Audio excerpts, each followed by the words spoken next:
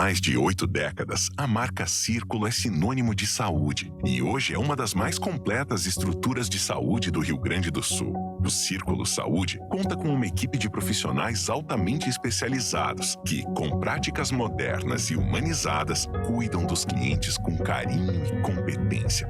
Além de um hospital próprio com acreditação nível máximo, referência no estado, laboratórios de alta tecnologia, ampla carteira de médicos, clínicas e hospitais credenciados e exclusivos centros de especialidades médicas, o Círculo mantém bases de atendimento em várias cidades. Para a tranquilidade e segurança dos clientes, os planos de saúde do Círculo também garantem médico 24 horas e atendimento nacional. Afinal, saúde é a nossa razão de ser. E inovação e vanguarda são predicados indispensáveis para estarmos a cada dia mais próximos de você. Círculo Saúde, mais que um plano, saúde de verdade.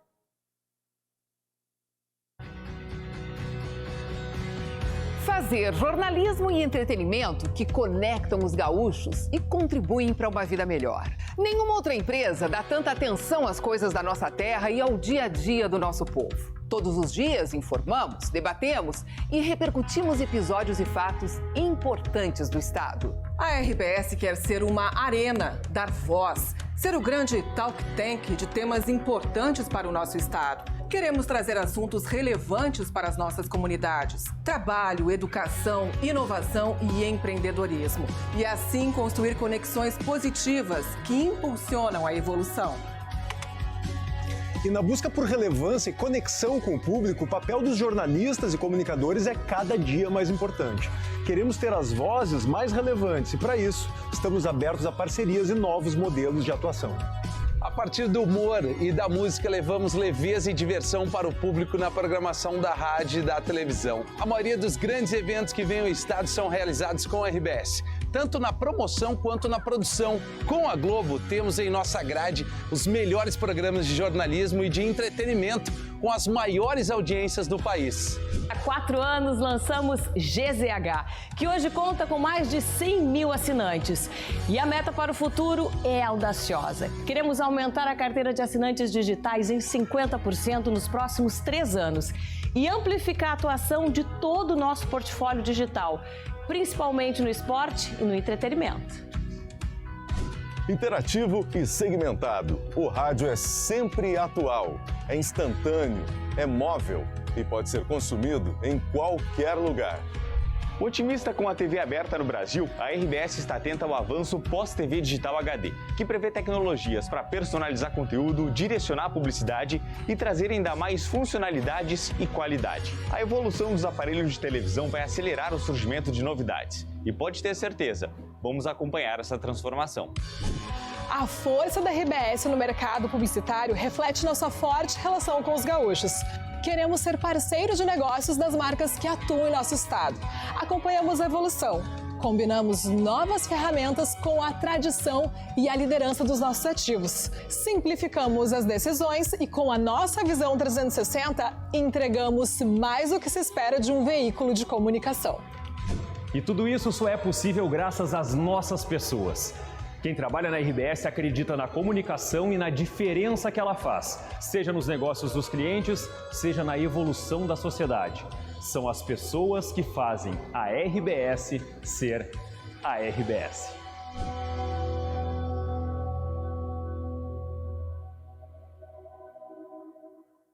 Para a praia, casa ou campo, com Marcopolo já estou pronto. É acessível, eu te garanto. Chega junto, é o nosso encontro. Pro cinema, exposição, quem sabe aquele jogão. Com Marcopolo, meu irmão conectado, eu não fico na mão. Estudar ou trabalhar, passar de volta pro ar. A Marcopolo estará lá, com segurança vou chegar. Brasil e mundo afora, confiando a toda hora. Minha passagem vou pegando, de Marcopolo já tô chegando. Embarque com a Marcopolo. Somos muitos e múltiplos, em vários cantos do Brasil e do mundo.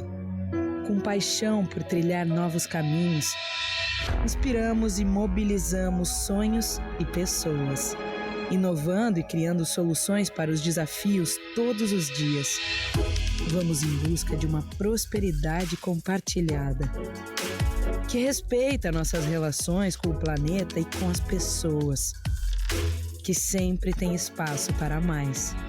Uma nova ideia, um novo produto, um novo serviço, que cria um futuro sustentável em conjunto com um novo jeito de pensar e fazer a mobilidade. Somos formados por gente que sabe que num mundo tão dinâmico como o nosso, manter-se em movimento é fundamental. É assim que seguimos. Com apetite pelo amanhã e muita coragem para viver o futuro. Teste 2 testes. Incansáveis, inquietos, evoluindo para conectar pessoas e riquezas, gerando prosperidade. As empresas Randon agora são Randon Corp.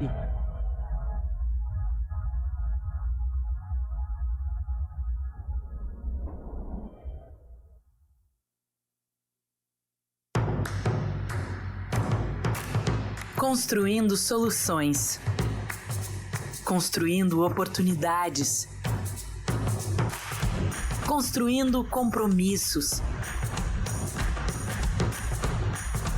Construindo a mobilidade.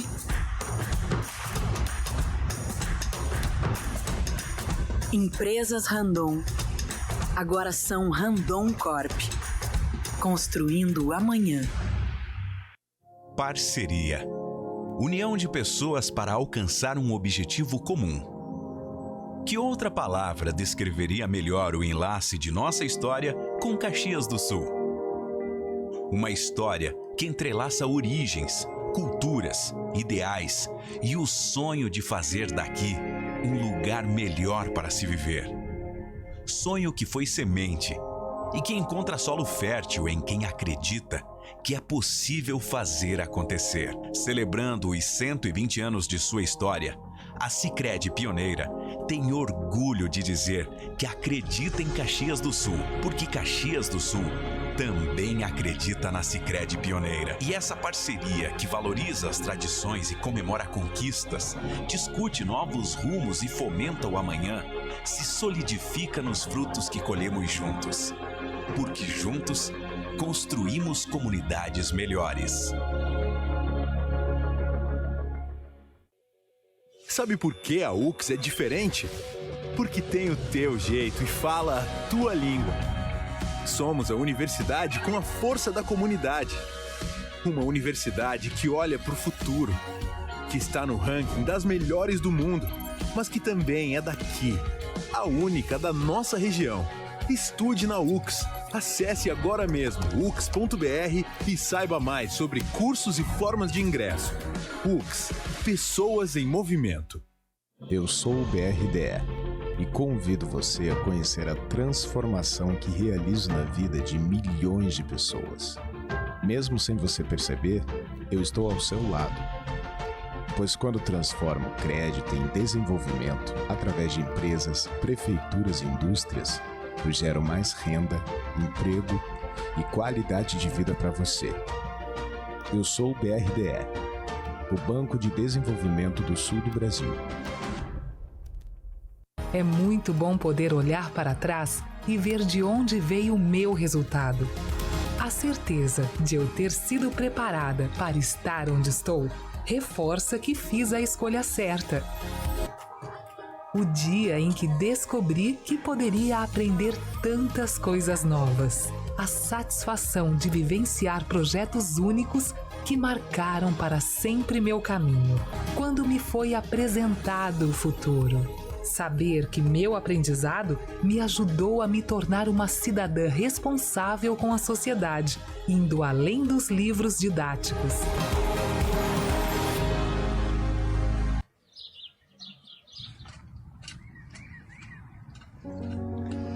Eu era agricultora, porque ele era pedreiro, ferreiro, e nós fomos morar para nossa casinha. Então eu disse assim, o que eu vou fazer? Eu vou virar essa terra. Ali eu comecei a plantar em volta da casa e ele trabalhando, né, de pedreiro. Eu já tinha os 6 filhos. Plantava, vendia, fazia chimia, fazia pão, fazia tudo um pouco para vender, fazia sabão. Botemos ali uma bodeguinha assim, bem simplesinha. Nem interesse de fazer um mercado, aquilo estava só para dar um dinheirinho a mais na família, né? Ao longo dos anos, o Super Andreassa estabelece relações próximas e duradouras com clientes, funcionários e fornecedores.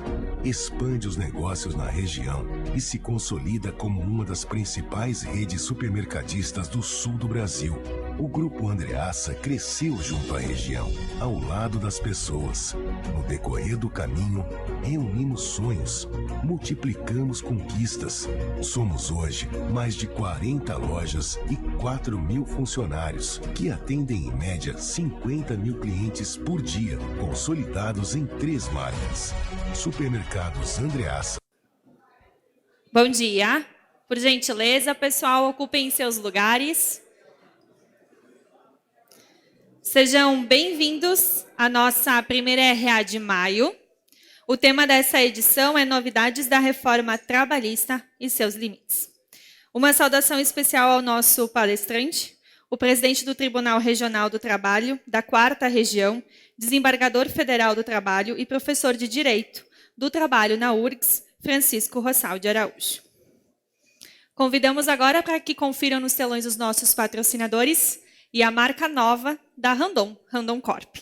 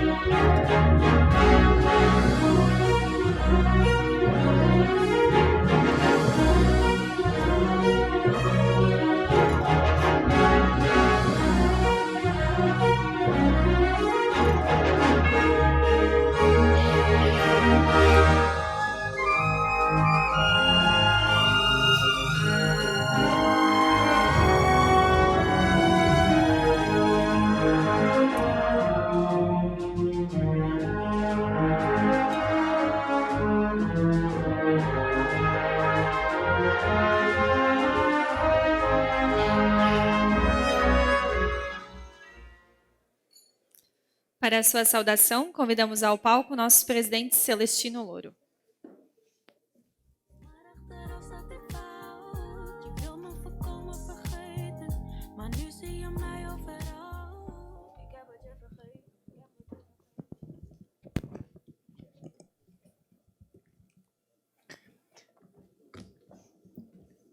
Cumprimento o nosso palestrante, desembargador Francisco Rossal de Araújo, nosso prefeito municipal, Adiló Domênico, presidente da Câmara de Vereadores, Zé D'Ambrós, a imprensa, senhoras e senhores. É com grande satisfação que recebemos, no dia de hoje, o presidente do Tribunal Regional do Trabalho da 4ª Região, o desembargador Francisco Rossal de Araújo, como palestrante da nossa RA. Seja muito bem-vindo mais uma vez e obrigado por escolher estar aqui conosco nesta manhã de hoje. Antes, porém, de abordar o tema do nosso evento de hoje, tema, aliás, que está sempre na nossa pauta de trabalho, quero cumprimentar o colega empresário José Valtuir de Almeida, o TIC, eleito na semana passada presidente do nosso Conselho Deliberativo aqui da SIC. Com ele, foram eleitos também empresários Jaime Marchetti, vice-presidente, e a Agatha Tonieto como secretária. Nossos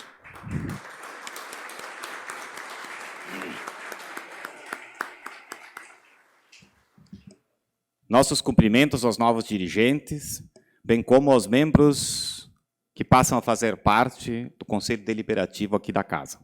Como se diz, estamos juntos. Meus amigos, com o propósito de contribuir com o tema da melhora nas relações capital-trabalho, destaco o pensamento que nós empresários temos a respeito da importância e da força motriz que é o trabalho. Nossa postura sempre foi a de valorizar o trabalho, sobretudo como principal fonte de transformação de qualquer sociedade em qualquer lugar do mundo.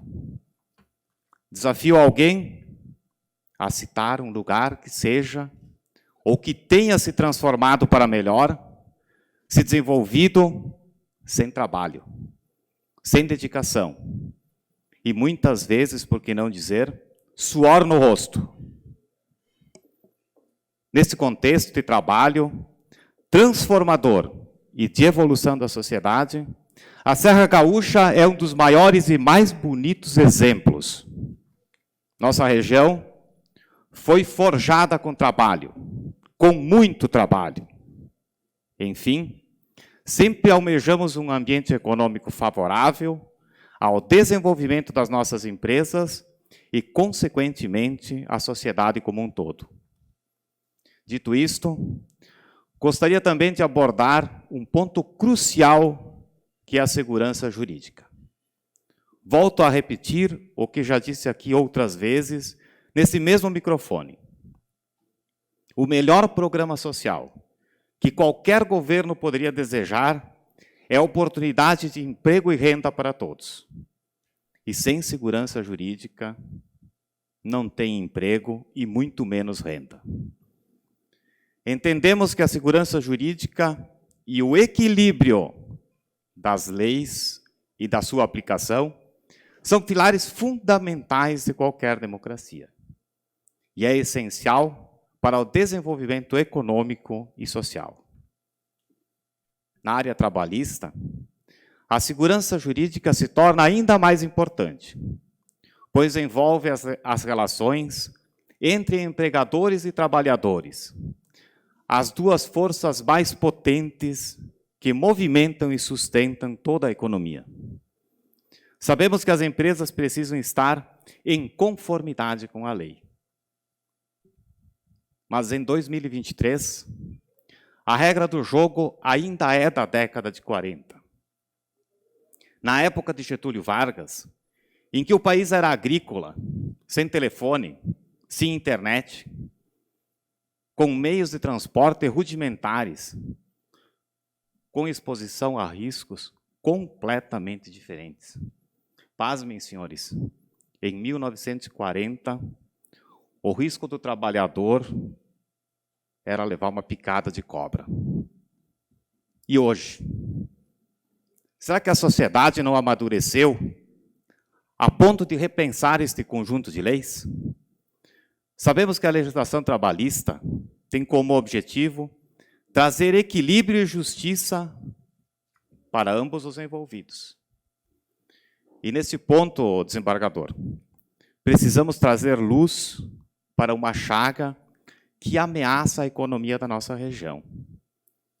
É a indústria das causas coletivas, que tem consequências econômicas brutais, afastando investimentos e colocando em risco as empresas que aqui já estão estabelecidas. Portanto, precisamos de legislação e interpretações claras, justas e equilibradas, que possam ser facilmente aplicadas. Como sociedade, devemos trabalhar juntos e com responsabilidade para criar um ambiente seguro e previsível para as nossas empresas e para os nossos trabalhadores, promovendo assim desenvolvimento econômico e social para o país. Onde se litiga demais, é porque algo está errado. Uma boa RA a todos.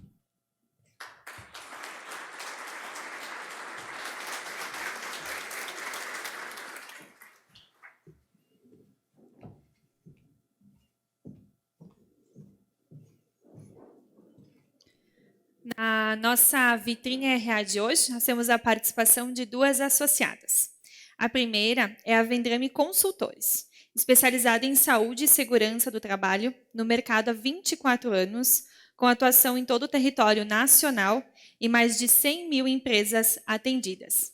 Está sempre se reinventando e inovando em suas atuações e conhecimentos.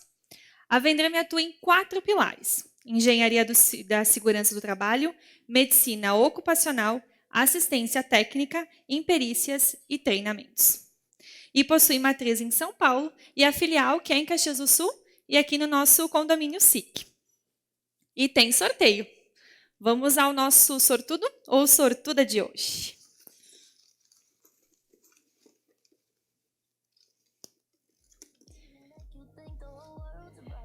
Quem ganhou foi Franciele Albrecht, será que é assim? Dos Santos. Parabéns, tu pode retirar o teu brinde no nosso espaço da associada. Obrigada. A nossa próxima, então, vitrine é com a UX, também patrocinadora aqui da nossa RA. A coleta e análise de dados é fundamental para o desenvolvimento de cidades sustentáveis.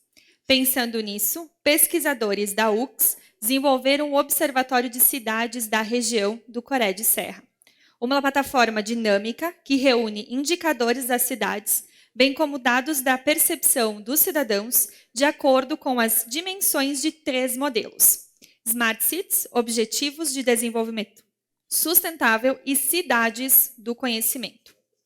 Convidamos a todos para que conheçam a plataforma do Observatório de Cidades e utilizem esses dados como subsídio para o seu desenvolvimento de políticas públicas, planejamento estratégico, elaboração de planos diretores, visão de futuro e especializações estratégicas. A UX, ela está na vitrine de hoje e disponibiliza, então, no espaço o QR Code para acesso gratuito à plataforma e também o material. Convido para que conheçam. E, antes da nossa palestra, vamos ao Slido.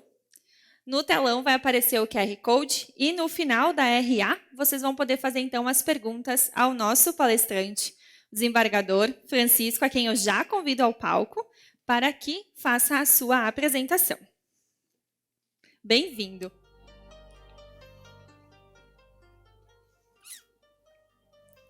Palco todo do sim, claro. Fique à vontade. Bom dia a todos, senhoras e senhores. É uma satisfação retornar a Caxias do Sul. Eu tenho uma longa história de vínculos com Caxias do Sul. Aqui mesmo nasci, que já vim mais de uma vez, e sempre tratado com fidalguia, hospitalidade. Muito obrigado pelo convite, na pessoa do presidente Celestino Louro. Saúdo a todos os senhores e as senhoras que vieram a esse almoço e estão dispostos a ouvir o presidente do Tribunal Regional do Trabalho da 4ª Região.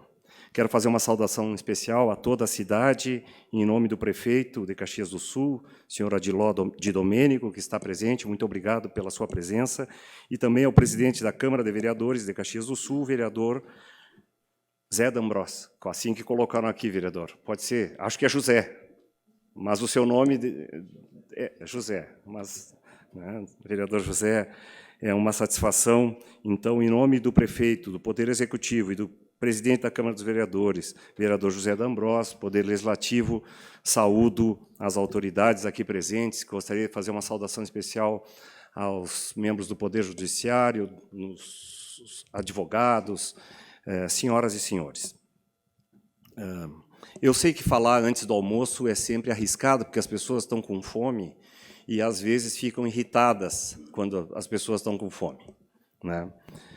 Mas eu peço um pouquinho de compreensão, vou falar de forma moderada, espero o mais objetivo possível e o mais descontraído possível, porque eu acho que é possível que nós falemos de temas importantes, temas sérios, até mesmo temas difíceis, de forma amena, de forma alegre também, porque a vida tem que ter esse equilíbrio. Gostei muito das palavras ditas pelo nosso presidente. Eu gosto muito da palavra equilíbrio, presidente. Acho que eu tenho uma frase, né, que eu gosto muito, que quando você fala para juízes, né, dizer assim, o objetivo do juiz é fazer justiça, eu sempre prefiro um nome mais humilde, que é o equilíbrio, porque nós somos seres humanos. Justiça, talvez, né, o nosso Criador possa fazer e com seus desígnios, mas nós somos seres humanos, temos nossas falhas, mas eu acho que se nós colocarmos boas intenções e buscarmos o equilíbrio, já é um grande caminho. E se nós pudermos morrer um pouco menos tolos do que como nascemos, já é um grande caminho. O nosso compromisso é deixar um mundo um pouquinho melhor do que a gente recebeu. E acho que é o papel de todos que estão presentes aqui.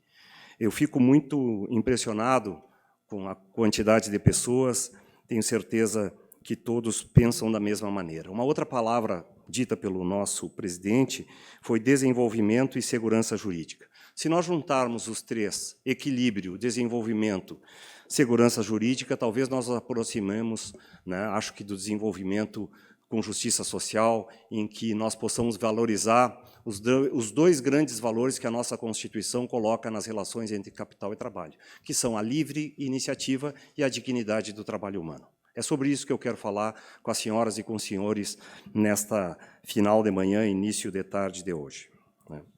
Quando me propuseram o tema da palestra, a primeira coisa que eu pensei, né, sobre o papel da justiça do trabalho, em especial após a pandemia, a primeira coisa que eu pensei é como que a gente pode viver numa sociedade que não se desenvolve de forma justa. E o que é essa justiça ou esse equilíbrio? Qual o sentido disso? A primeira parte, como a gente pode olhar a justiça do trabalho como um todo, é sob um ponto de vista formal, o ponto de vista das leis. Nós estamos comemorando 80 anos da CLT. É óbvio, né, que a CLT de 80 anos atrás não é a CLT de hoje. Nós tivemos, pelo menos, 3 grandes episódios de mudanças legislativas significativas na CLT. Um na década de 60, quando foi criado o Fundo de Garantia por Tempo de Serviço, que hoje é a grande poupança, uma das grandes elementos de poupança nacional. Sem o Fundo de Garantia, por exemplo, nós não teríamos todo o fomento à construção civil, que é a base, né? A gente pensa no Fundo de Garantia do trabalhador que é despedido, recebe a multa, levanta os depósitos. Mas tudo isso gira para a economia. Esse dinheiro vai direto para a economia e favorece a todos. Favorece ao comércio, favorece à indústria, favorece à agricultura. Mas o Fundo de Garantia, nos anos 60, ele quebra um paradigma que nós tínhamos, que era a estabilidade decenal.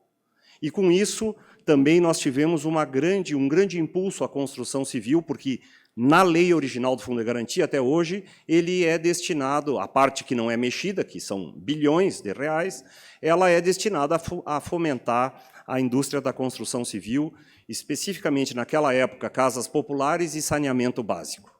Então, essa foi uma das grandes modificações na legislação trabalhista que trouxe grandes repercussões para a economia nacional. A segunda, é evidente, não posso deixar de falar, é a Constituição de 1988. Não porque modificou diretamente a CLT, apenas elevou alguns direitos que estavam na CLT para a Constituição, mas deu um patamar de valorização a questões básicas como, por exemplo, limitação da jornada de trabalho, repouso aos domingos, férias, 13º, o próprio Fundo de Garantia e o reconhecimento como um direito constitucional do que é celebrado nas convenções coletivas de trabalho e nos acordos coletivos de trabalho. Eu vou falar especificamente sobre esse tema, porque eu acho que o futuro do direito do trabalho está por aí, na negociação coletiva. E depois vou explicar o porquê. E, por último, nós tivemos a terceira grande modificação, sem dúvida nenhuma, a reforma trabalhista de 2017. Foram mais de 100 artigos, centenas de súmulas e enunciados do TST, que foram ou modificados, ou aperfeiçoados, ou até mesmo revistos pela legislação, e depois já tivemos várias decisões, alguns artigos, como uma reforma tem que ser, uma reforma de 100 e tantos artigos, tem virtudes e tem problemas. Não vamos nos iludir que uma reforma como o tamanho da reforma trabalhista fosse totalmente ruim ou totalmente boa. Ela é uma obra ainda a ser desenvolvida, já devem ter visto, alguns artigos foram declarados inconstitucionais, outros artigos preencheram nichos que estavam vazios, posso dar o exemplo do teletrabalho ou do trabalho intermitente, e ainda acho que há um longo caminho a percorrer, por exemplo, nas relações entre negociado e legislado. O artigo 611-A e 611-B são artigos que projetam as leis trabalhistas para o futuro e, principalmente, a negociação coletiva, porque ela tem essa característica de capilarizar. Uma coisa é dizer assim, olha, eu vou interpretar os intervalos dessa forma, e outra coisa é adaptar isso para a região de Caxias do Sul, que certamente é diferente aqui do lado dos vizinhos de Bento Gonçalves e Farroupilha, e que é diferente lá do meu Alegrete, que é diferente lá... Eu tenho que fazer um parêntese, tá? Eu não consigo fazer palestra sem falar do Alegrete, é mais forte do que eu. Veio aqui assim agora... Eu tenho me tratado com relação a isso, vou até ao psiquiatra para dizer, olha, não fala tanto do Alegrete, mas infelizmente ou felizmente saiu agora, vocês viram, naturalmente os que são meus alunos já me ouviram falar muito sobre o Alegrete. Vai sair outras, é mais forte do que eu. Mas a realidade de cada cidade, de cada economia, de cada tipo de relação de trabalho, é muito peculiar. E, evidentemente, que eu não posso ter ilusão de ter uma legislação trabalhista que seja interpretada, aplicada, sem levar em consideração a realidade local. Essa é a base, aliás, de todo o método de conhecimento humano. A primeira coisa que um médico faz é conhecer a realidade do paciente. Né? Hipócrates já dizia isso há 2.500 anos antes de Cristo. Sabem por que Hipócrates é o pai da medicina? Por que ele é tão importante? Porque ele diz assim, o papel do médico é sentar ao lado do leito. Segundo, rejeitar a magia. Por isso que ele é o pai da medicina. Com isso ele está nos dando informações básicas. Observa. Não imagina, observa. Observa e vê o que tem o teu paciente. E segundo, não pensa em soluções mágicas. Soluções racionais são soluções debatidas, testadas, provadas, milimetricamente decididas. É a mesma lição que nós temos para a economia. Por que é tão importante a econometria para os economistas? Por que é tão importante para um juiz primeiro conhecer a situação de fato, para depois dar a solução? Para o juiz, nós temos um mandamento constitucional, ouvir os dois lados. Nunca decide antes de ouvir os dois lados, porque um te traz uma realidade e o outro traz outra completamente diferente. E o ideal de justiça, equilíbrio, é exatamente começar ouvindo os dois lados. Se eu não conhecer a realidade de fato, qualquer solução que eu der vai ser inadequada. A mesma coisa os senhores e as senhoras aqui que são empresários. Qual é a primeira coisa que tem que conhecer? O mercado, os desejos do mercado. Ou interpretar, muitas vezes o empresário tem que pensar lá no futuro. O mercado ainda nem sabe o que ele quer e vocês já estão fazendo um produto assim, daqui a pouco tempo vão querer. Mas primeiro tem que conhecer a situação de fato. É por isso, por exemplo, que nessa administração o tribunal está indo a todas as cidades do interior do estado onde existam varas do trabalho. Eu vim de uma longa jornada das últimas 2 semanas, sequer botei os pés em casa. Palmeira das Missões, Carazinho, semana passada Santo Ângelo, Ijuí e Farroupilha estava no sábado. Deu tempo de deixar as malas em Porto Alegre no domingo, fazer mala nova e vir aqui para Caxias. E vamos seguir adiante por Camaquã, Pelotas, Rio Grande. Porque qual é a minha obrigação? Conhecer as realidades locais. Como é que eu vou aplicar um direito do trabalho igual para todo o estado do Rio Grande do Sul, sem conhecer a realidade local, tanto dos empresários quanto dos trabalhadores, e ouvir as pessoas? Eu vou vir mais para cá para poder me libertar um pouco do púlpito. Então eu falava, né, qual é a importância de conhecer a realidade de fato? Eu poderia dar 1000 exemplos, poderia dar o exemplo dos engenheiros, dos arquitetos. Para fazer um projeto tem que conhecer a realidade. Então acho que esse é o primeiro ponto que eu gostaria de salientar. Quando nós temos uma legislação trabalhista, nós precisamos conhecer a realidade em que vai ser aplicada essa legislação trabalhista. Eu tive a oportunidade, há algum tempo atrás, de ser convocado para atuar no Tribunal Superior do Trabalho. Tudo que eu sabia nos meus 30 anos de magistratura, eu tive que reaprender porque o Brasil é muito grande.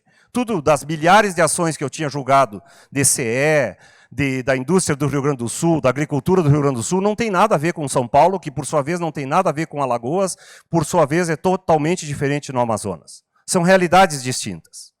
Então essa é a minha primeira preocupação. O papel de todo poder judiciário, não só o trabalhista, família, sucessões, tributário, penal, é conhecer a realidade. Se eu não conhecer a realidade, se eu não tiver a humildade de conhecer a realidade, de abrir meus olhos para conhecer a realidade, qualquer solução que for proposta não vai ser adequada à realidade, não vai fazer justiça, não vai dar o equilíbrio. O prefeito está concordando comigo porque o senhor sabe. Se o senhor não for nos bairros de Caxias do Sul, qualquer solução que o senhor pensar não vai ser adequada para aquela realidade. Quem executa orçamentos sabe que muitas vezes me sobra dinheiro numa rubrica, falta dinheiro na outra, e eu não posso mudar porque às vezes esses dinheiros vêm carimbados lá de Brasília e não conhecem a nossa realidade. Então, como que nós podemos resolver esse problema? Como é que nós podemos, sobre o ponto de vista das relações trabalhistas, resolver esse problema? E quais são os problemas? Então, eu vou começar pelo final, pela forma de solução. Eu não sei como vai ser o conteúdo da solução, mas eu sei como eu consigo chegar a essa solução. É dialogando. Não há outra forma de eu resolver problemas de forma madura, equilibrada, do que sentando à mesa de negociação e negociando as soluções com a parte que não pensa igual a mim. Não necessariamente é uma parte, às vezes são 2, 3, 4, 5 envolvidos com interesses diferentes. Eu posso dar alguns exemplos sobre o papel da negociação coletiva, que é o que interpreta e o que aplica na prática a consolidação das leis do trabalho e que interpreta e aplica na prática a Constituição e as leis trabalhistas. Nós tivemos uma pandemia há 2 anos atrás, 3 anos atrás. Aqui, Caxias do Sul, prefeito, nós tivemos problema na companhia de ônibus. Em 33 cidades foram procurar a Justiça do Trabalho para resolver os problemas das companhias de ônibus. O que acontecia? Como Porto Alegre, por exemplo.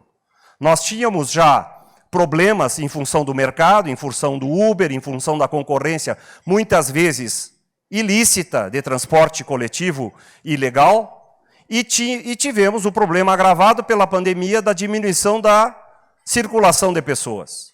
Ora, isso levou a uma diminuição do faturamento das empresas de ônibus. Eu tive o caso de empresários que literalmente atiraram as chaves da empresa na porta, na mesa de negociação, e disseram assim: nós não queremos mais. Nós estamos quebrados, ou nós não temos condições mais de manter esse serviço. Esse serviço não é um problema só, esse problema não é um problema só do empresário com os trabalhadores, da negociação do aumento real, do ticket refeição ou do auxílio creche. É um problema da cidade, porque a cidade não pode ficar sem transporte coletivo. Hoje mesmo podem pegar o site do tribunal, nós estamos fazendo a mediação do Transurb, que são dezenas de cidades atingidas por Porto Alegre que estão ali na Justiça do Trabalho tentando resolver os seus problemas do cumprimento das cláusulas coletivas. Qual era a nossa preocupação? Não era dar razão nem para o trabalhador, nem para o empresário, mas encontrar uma solução que mantivesse o setor público, o público destinatário dessas concessões de transporte público razoavelmente atendido. Esse é o nosso compromisso. É ver também que as relações de trabalho privadas têm reflexos públicos. Imaginem tudo isso com a negociação coletiva que nós fizemos e seguimos fazendo de todos os hospitais do Rio Grande do Sul. Filantrópicos, privados, públicos, etc. e tal. Muitas vezes os senhores e as senhoras estão chegando lá no hospital e não sabem que aquele turno de serviço, aquele sistema 12/36, passou por uma negociação coletiva na Justiça do Trabalho. E que satisfaz tanto os empregados, que não precisam fazer 3 turnos de 8 horas, e que podem trabalhar um dia sim, um dia não. E satisfaz também os empresários, que têm diminuição de custos disso. Quantos aqui usam banco de horas? É fundamental, e banco de horas só pode ser por negociação coletiva. Só para terem uma ideia do tamanho dessa atuação da Justiça do Trabalho, nos 2 anos da pandemia, o primeiro ano, 480 mil trabalhadores atingidos e beneficiados por essas negociações. No segundo ano, 520 mil trabalhadores, dá 1 milhão de pessoas. 1 milhão de pessoas é 10% da população do Rio Grande do Sul. Com empregos, com carteira assinada, resolvendo questões práticas. Por exemplo, um outro tema que nos chega no dia a dia, que não está na CLT. Fecha uma empresa, ou uma empresa está em dificuldades econômicas. Ela precisa sentar e negociar suas dívidas trabalhistas.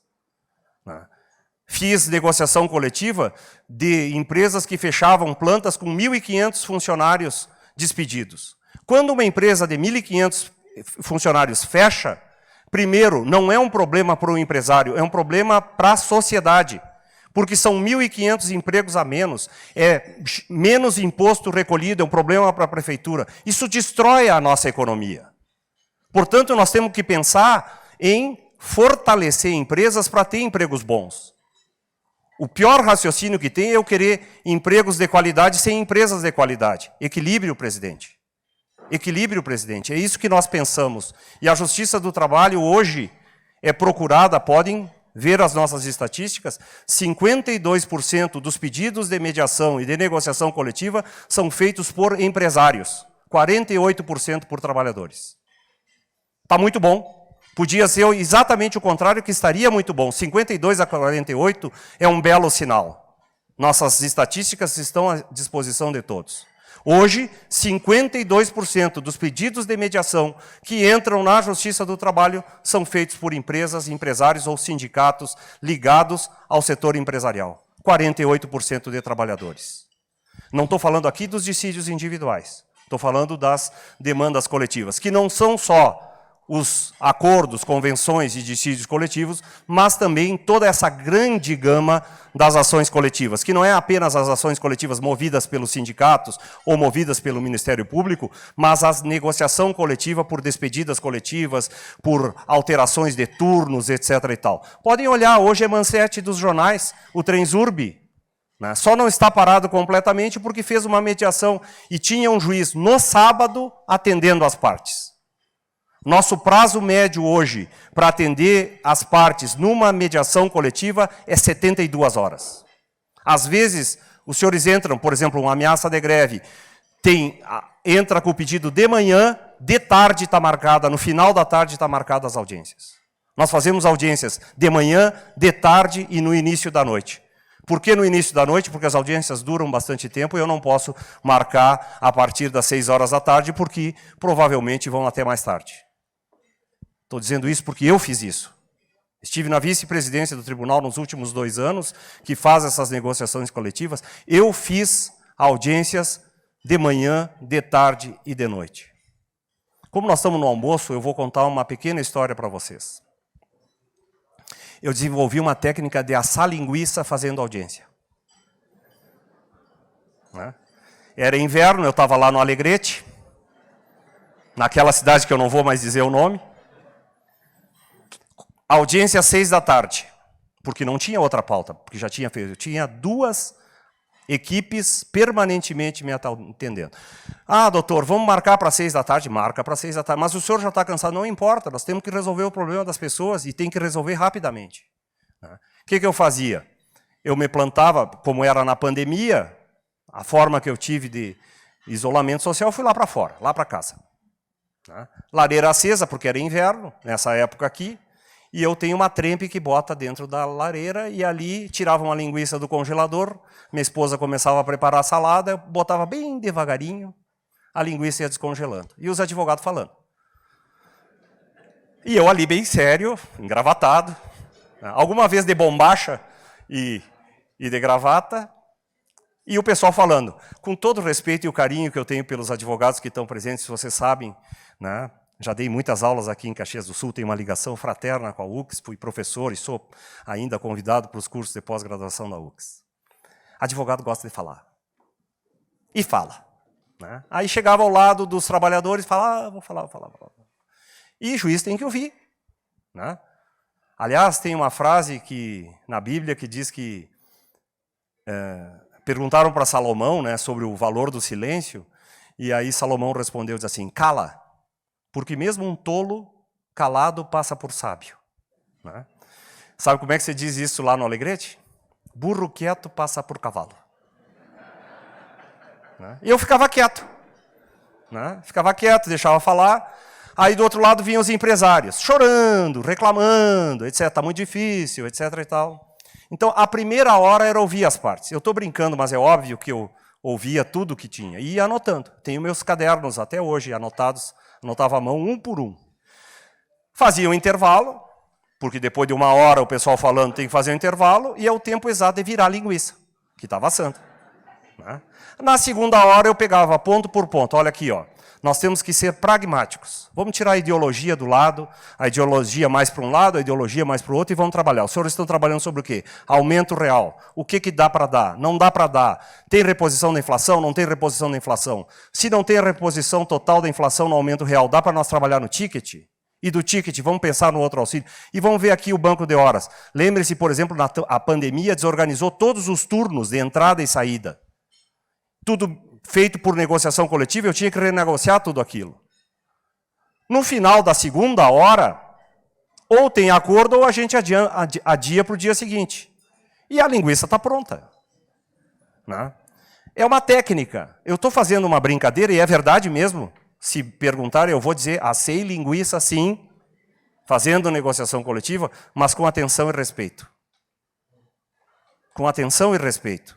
Porque eu acho que as pessoas que procuram a justiça, a primeira coisa que precisam é ser tratadas com atenção, equilíbrio e respeito.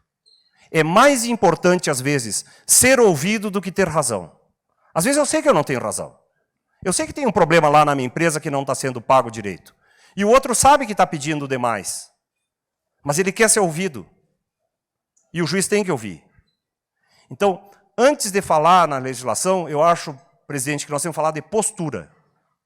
A postura é fundamental do Poder Judiciário. E eu sei que tem muita gente que ainda pensa aquele ranço, diz assim, não, eu vou lá na justiça, eu sei que eu vou ser condenado. Não gosto quando passam na frente da Justiça do Trabalho. Tem a gente, até que não tem muita coisa na cabeça, que defende até a extinção da Justiça do Trabalho. Como é que nós vamos viver num país que não tenha um órgão do Poder Judiciário para resolver os conflitos trabalhistas? Se não tivesse hoje 500 mil pessoas em Porto Alegre não tinham transporte urbano. Há um mês atrás nós fizemos a negociação coletiva da refinaria, da maior refinaria do Rio Grande do Sul. Justamente na época do ano que entram as equipes de manutenção. Se nós não tivéssemos feito audiência sábado e domingo, todo o Rio Grande do Sul estaria prejudicado, porque na época da manutenção, para retomar o refino de petróleo, é um mês, na forma que todos os senhores precisam do óleo diesel, da gasolina e de todo o refino de petróleo do Rio Grande do Sul. Não fosse um órgão independente, equilibrado e que proporciona diálogo social, nós não teríamos o que nós tivemos, que foi a solução em 72 horas do problema. Não quer dizer que nós vamos acertar sempre. Tem vezes que nós vamos errar. Mas eu quero falar para vocês de dois temas que eu acho o futuro dos problemas trabalhistas. Um tema difícil. Se preparem, então na hora do almoço eu vou falar sobre trabalho análogo à escravidão. Acho que nós temos que conversar sobre isso, não como uma relação do Poder Judiciário com relação à sociedade, mas uma relação de cidadão para cidadão. E o segundo tema que eu quero falar, que está ligado a esse, é uma decorrência desse, é o futuro da formação profissional do Rio Grande do Sul e do Brasil. São dois temas importantes. E de quebra, ainda para a sobremesa, já que estamos no almoço, quero ainda tocar num outro tema que me preocupa mais, que chama-se inteligência artificial. Que é o futuro, o nosso futuro enquanto humanidade. Vamos falar do primeiro. Eu tive a oportunidade, presidente da Câmara de Vereadores, de falar exatamente o que eu vou falar agora na sua casa, na Câmara dos Vereadores de Caxias do Sul. E não vou mudar exatamente nenhuma das palavras que eu disse. Trabalho análogo à escravidão.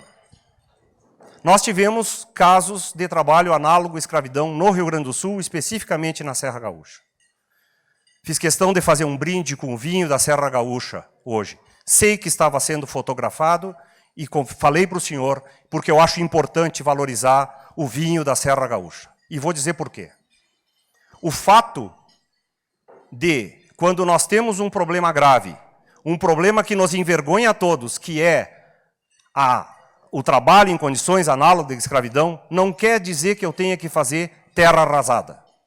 A palavra é a justa medida. Eu fui pai com 17 anos, presidente. Quem descobriu que a minha namorada, Arlete, mãe da Mariana, minha filha, estava grávida foi a minha mãe. Mulheres, mães, veem as coisas que homens não veem. Minha mãe chegou e disse assim, a guria está barriguda. Já tá, dá para ver.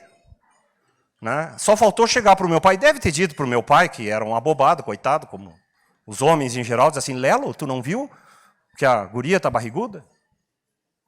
E a minha mãe disse assim, tu tem que falar com teu pai. Para um guri de 17 anos, isso é um peso de responsabilidade. Eu já estava na faculdade, eu entrei na faculdade com 15 anos.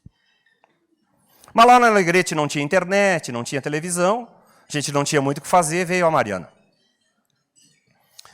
O meu pai me chamou para conversar, no final da tarde, na hora do mate, e disse assim, tu deste um passo maior que as tuas pernas.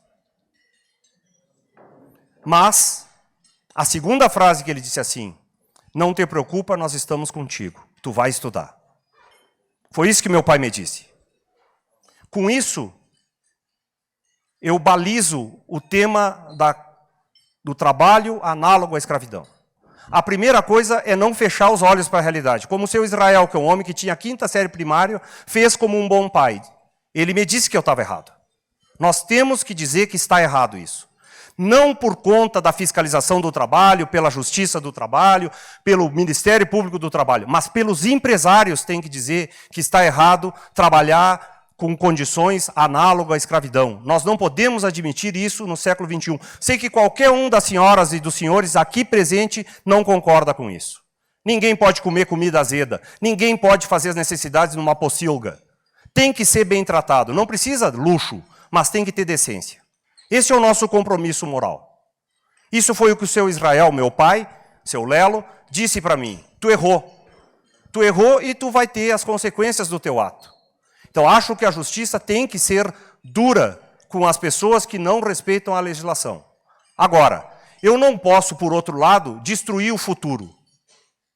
Foi o que também o meu pai, aprendi com o meu pai. Ele dizia assim, nós estamos do teu lado, tu vai corrigir a tua atitude e nós vamos apostar em ti. Quem veio colonizar essas terras não foram os ricos. Não foram os italianos ricos, não foram os alemães ricos que vieram como imigrantes. Não foram os lituanos, não foram os judeus, não foram os que vieram para cá, foram os pobres. As pessoas que construíram Caxias do Sul, Bento Gonçalves, Farroupilha, construíram arrancando as pedras com as unhas das mãos. Vieram os marceneiros, os pedreiros, os carpinteiros, os lavradores. São os pais, avós, bisavós de todos vocês aqui, nossos, meus também. E nós temos um compromisso com toda essa obra que foi feita, que é uma obra que é feita com suor, como o senhor disse, uma obra que é feita com responsabilidade, uma obra que é feita com respeito pelos outros, com até solidariedade pelos outros, uns ajudando os outros, para não fazer disso uma bola de neve sem controle. Eu recebi 2 telefonemas de 2 ministros do TST naquele final de semana. Rossal, me conta esse negócio que está acontecendo aí no Rio Grande do Sul. Nós temos vocês como um estado civilizado. O que aconteceu em Bento Gonçalves? O que aconteceu lá em Uruguaiana? E eu tenho a responsabilidade de dizer, tenho a responsabilidade de defender meu estado, de dizer, olha, nós temos problema sim. Na manhã seguinte, o prefeito de Bento Gonçalves foi nos procurar e a presidente da ACI de Bento Gonçalves foi nos procurar. Deve ter comentado como foram recebidos e tratados no Tribunal Regional do Trabalho.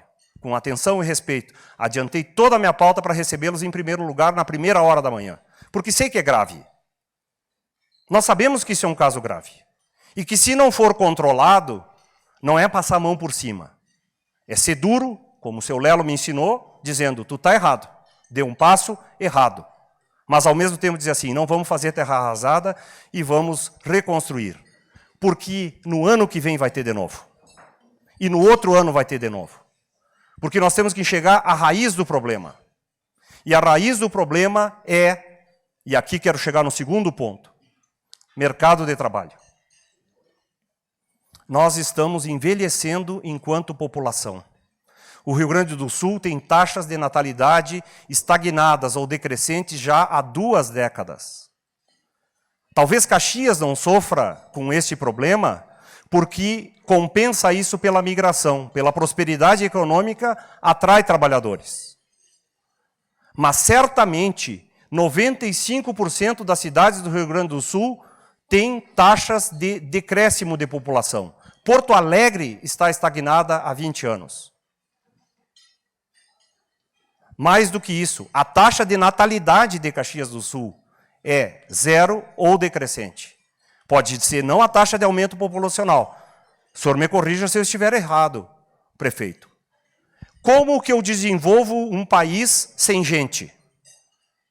Acabamos de ver aqui, não existe nada, nenhuma criação econômica que não seja com o trabalho humano. Mesmo o trabalho humano mais intelectualizado. A cadeira que os senhores, que as senhoras estão sentados, olhem quantos trabalhadores trabalharam para fazer uma cadeira. E as toalhas. Desde a colheita do algodão, passando pelo beneficiamento da pluma, até fazer o tecido, até tingir, pintar, etc. e tal, até chegar como uma toalha. E todo o transporte, toda a logística. Sem gente, por mais que nós tenhamos, por exemplo, substituição de trabalho por máquinas, por novas tecnologias, sem gente, nós não temos relações de trabalho no futuro. E esse é um problema que nós temos que resolver. Pode ser pela migração, mas a migração traz outros problemas, traz o problema da xenofobia, traz o problema da desigualdade. Olhem os países europeus. Olhem a realidade da Itália. Já pararam para pensar por que a Itália atrai imigrantes brasileiros? Diz assim, vem aqui, faz tua dupla cidadania. Porque são muito mais compatíveis com a economia italiana. São filhos, netos de italiano, falam italiano. É muito melhor eu trazer uma pessoa descendente de italiano que uma pessoa de um lugar que, por exemplo, tem um choque cultural imenso ao chegar na Itália. O mesmo faz a Espanha, o mesmo faz a França, o mesmo faz a Alemanha, o mesmo faz a Holanda, o mesmo faz a Inglaterra, o mesmo faz os Estados Unidos. Se vocês tirarem os mexicanos dos Estados Unidos, acaba a agricultura. Se vocês tirarem os brasileiros de Miami, metade da construção civil de Miami para. Se vocês tirarem os estrangeiros, não tem um táxi em Nova York. O mesmo ocorre em Paris. Todas as cozinhas de Londres ou tem um hindu ou um paquistanês. Mas mesmo assim são problemas imensos, sob o ponto de vista do desafio. Quem dos que estão aqui, alguma vez já não disse assim, tenho vagas na minha empresa, não consigo preencher.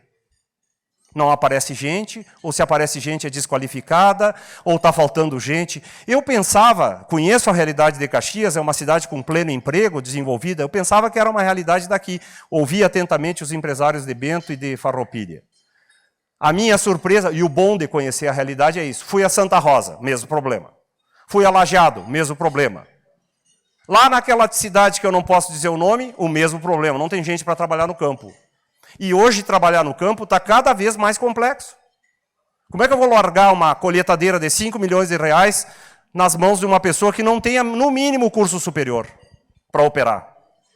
Um trator de 2 milhões de reais, com uma plantadeira que vale outros milhões, no meio de uma pessoa que não tem curso superior, ou que não tenha, pelo menos, feito um SESC, Senai, Senac, Senar, que é o sistema que a indústria, o comércio e a agricultura têm de treinamento. Este é o nosso grande desafio para as relações trabalhistas. Seja qual for a legislação, seja qual for a interpretação que nós dermos para a reforma trabalhista, etc. e tal, né, eu penso, nós temos que apontar para a negociação coletiva, que aqui conhece a realidade local, e uma vez acertado tem que valer. Não adianta eu acertar e depois dizer que não cumpro. Segundo, olhar para a formação profissional. Essa é uma pauta de todos nós. A raiz desses problemas, no fundo, de trabalho análogo à escravidão, está na falta de mão de obra. Porque eu tenho que trazer gente de fora ou tenho que apostar em condições precárias de trabalho. Se nós, vejam, esse é um problema que começa no poder público. Não adianta eu ter cursos de profissionalização se as crianças não sabem fazer as 4 operações básicas.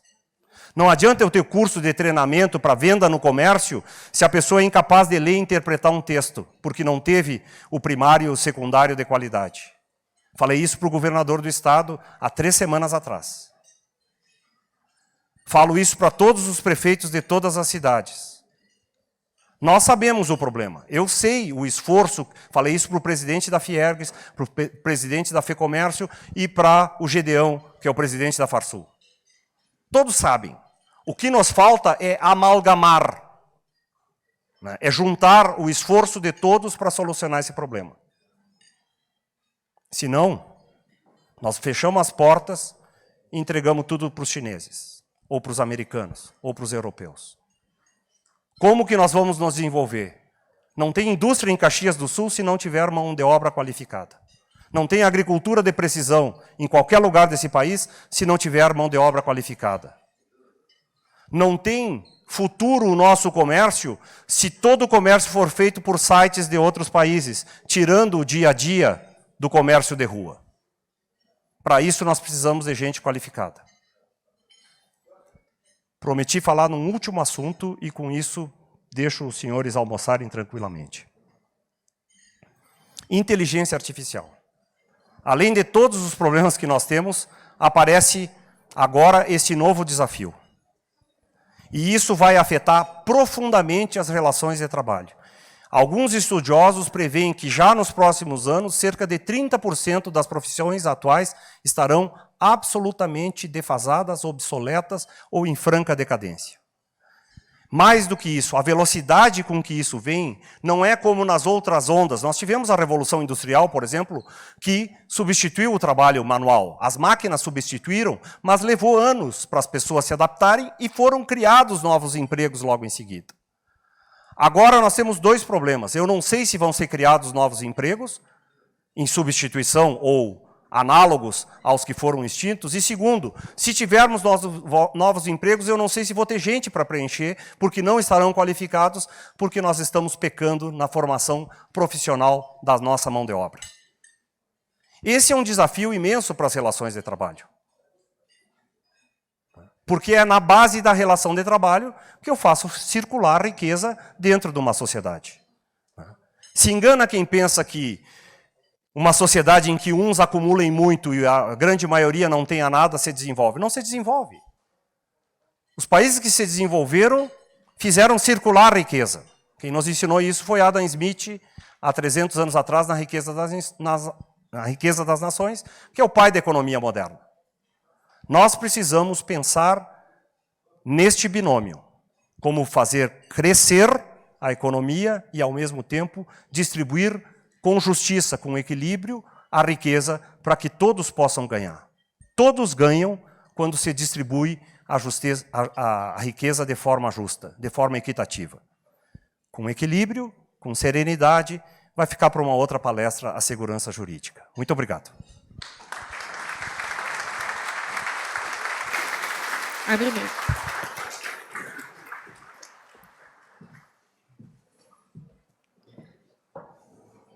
Muito obrigada pela tua atenção, pela tua palestra. Fica aqui para as perguntas. Agora eu vou convidar o presidente Celestino, por gentileza, presidente, e a gente tem o primeiro inscrito, que é o reitor da UFSC. Vou lhe entregar este, por favor.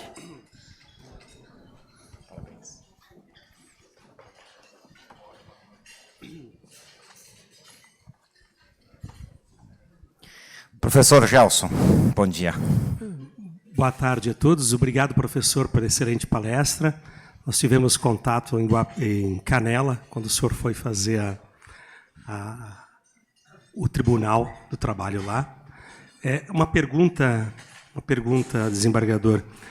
A formação dos profissionais hoje, considerando essas variáveis todas que o senhor colocou, muito me interessa, como reitor de uma universidade, para onde vamos, na sua perspectiva? Eu acho, é muito fácil falar sobre educação sob o ponto de vista demagógico, né?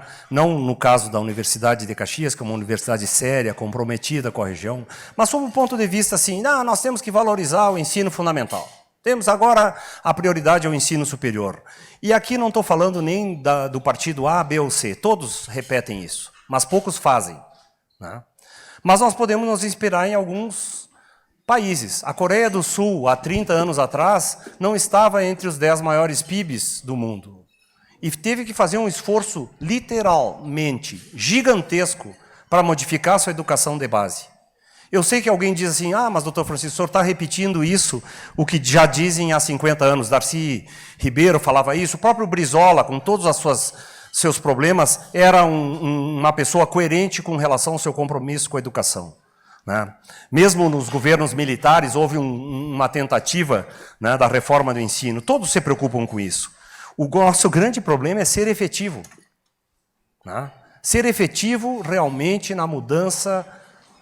E talvez, eu tenho muita esperança, os senhores têm aqui, que eu digo aqui com relação aos empresários, todo o sistema S, que é um sistema que tem experiência que tem tradição e que tem que ser, eu acho que sofrer um pulso de modificação, fazer parcerias com a universidade local, com a escola local, porque não adianta a pessoa, é isso que eu me dei conta, não adianta a pessoa chegar no curso do SENAC, que são excelentes, sem ter a escola de base.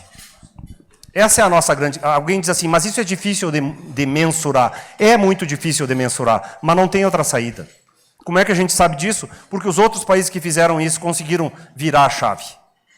Então, eu começaria por aí. Para eu ter um bom estudante na universidade, eu diria, preciso de uma boa base. E segundo, eu preciso, claro, a teoria, né, é a maior segurança em relação à prática.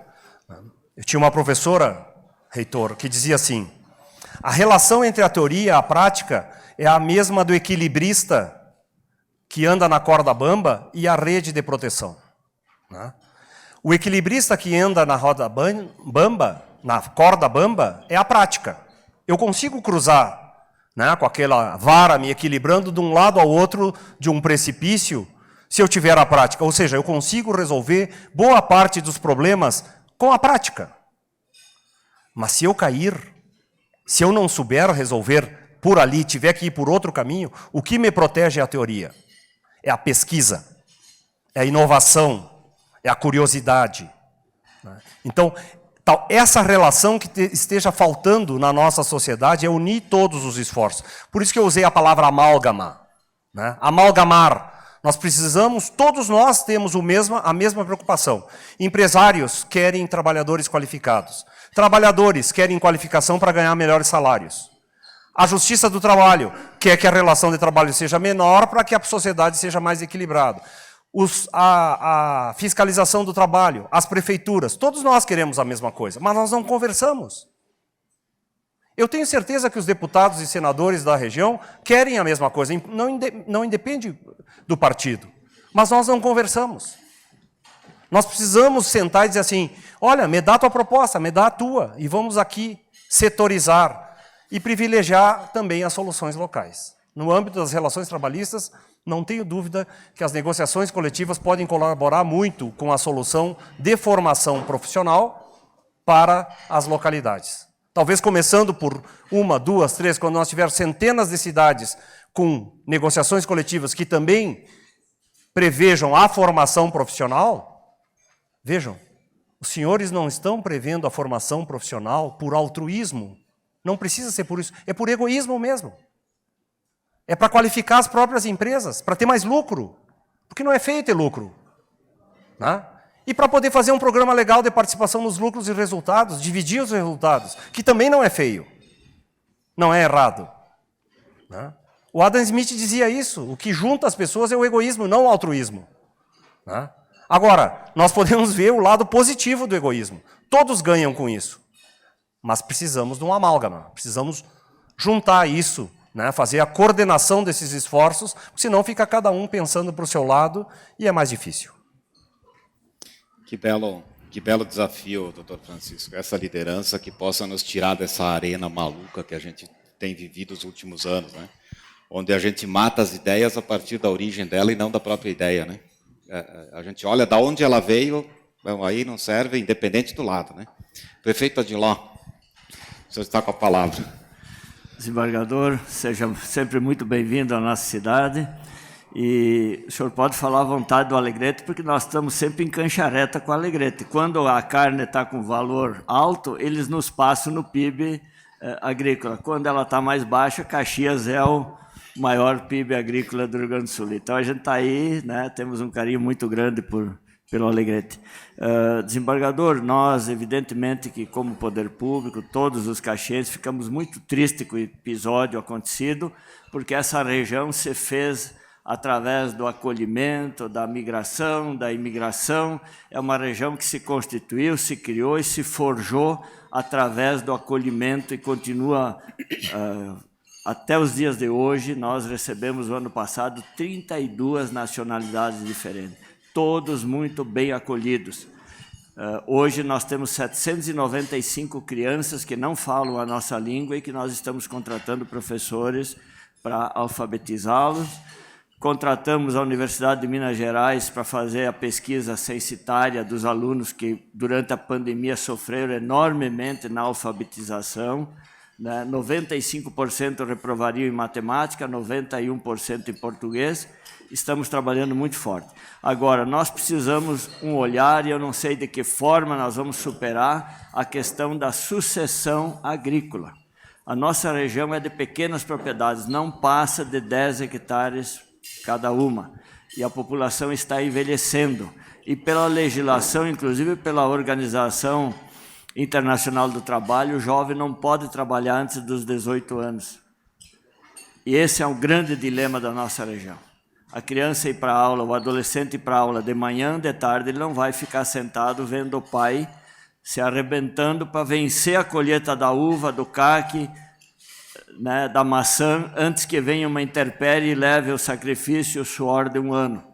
Nós temos, graças a Deus, uma escola família agrícola com 230 jovens, com várias entidades patrocinando, o poder público comprando bolsa, onde eles ficam uma semana na escola e uma semana na propriedade, colocando na prática, eles se alternam, que é uma experiência fantástica e que vai nos ajudar muito nessa sucessão. Agora, precisamos encontrar uma maneira para resolver este problema urgente, sob pena de nós termos um vácuo irrecuperável. Como poder público, estamos investindo em tratores, carretões, equipamentos para ajudar o pequeno produtor, porque ele não tem condições de ter esse equipamento só para uma propriedade de 10 hectares. Como resolver esse impasse? Obrigado. Prefeito, se eu tivesse todas as soluções, seria muito fácil, mas eu posso lhe dizer algumas coisas assim. Sobre o trabalho de menores, né? Em primeiro lugar, eu acho que é consciência comum de que crianças têm que estudar, têm que se formar. Eu tenho que dar uma chance para que a pessoa, independentemente da sua classe social, tenha condições de atingir um certo nível de conhecimento e maturidade cultural para que possa competir em condições de igualdade dentro da sociedade. Quem dizia isso era um filósofo chamado John Stuart Mill, um filósofo liberal, Stuart Mill, que dizia que as condições de igualdade se dão pela educação. Acho que é um consenso que todos nós estamos de acordo.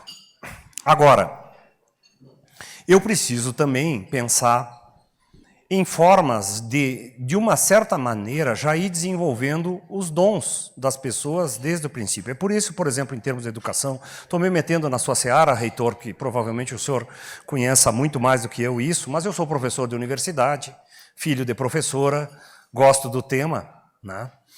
A educação, ela precisa ter a adequação das habilidades.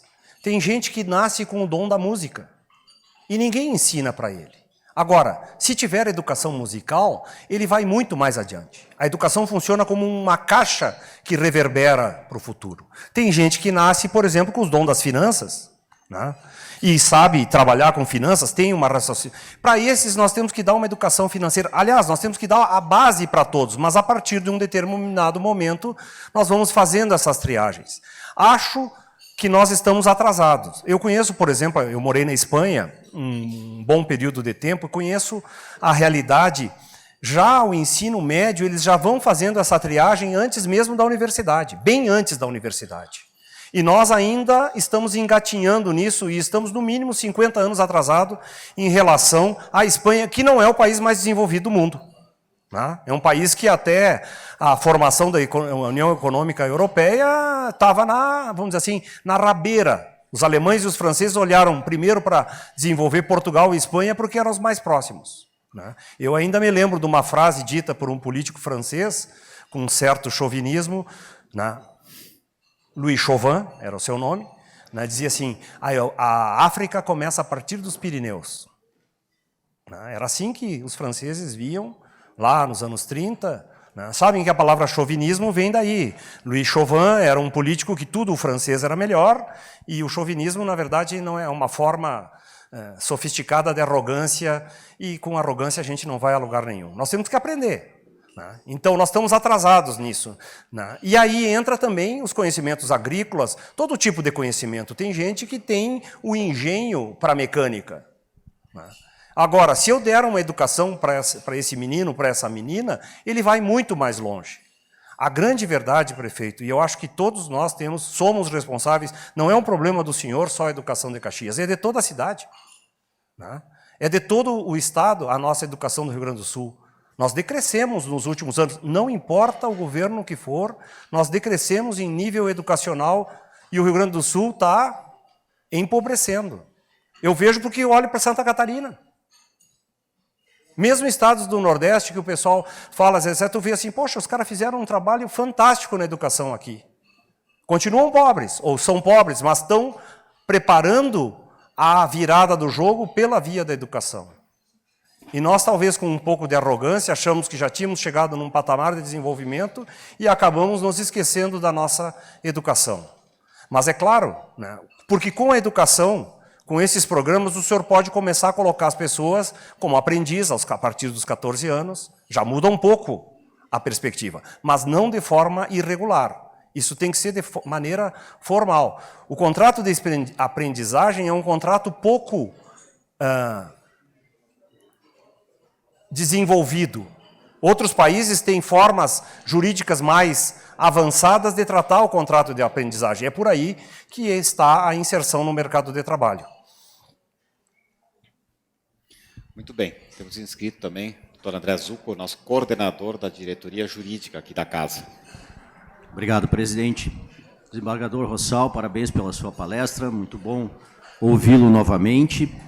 A minha pergunta, e tentando quebrar a regra que advogado fala bastante, tentarei ser bastante sucinto, e a pergunta é relacionada à reforma trabalhista. Nós sabemos que toda legislação nova leva um tempo para ser maturada, até chegar aos tribunais e, enfim, ter as suas análises. Nós temos um pouco mais de 5 anos, né, da reforma de 2017.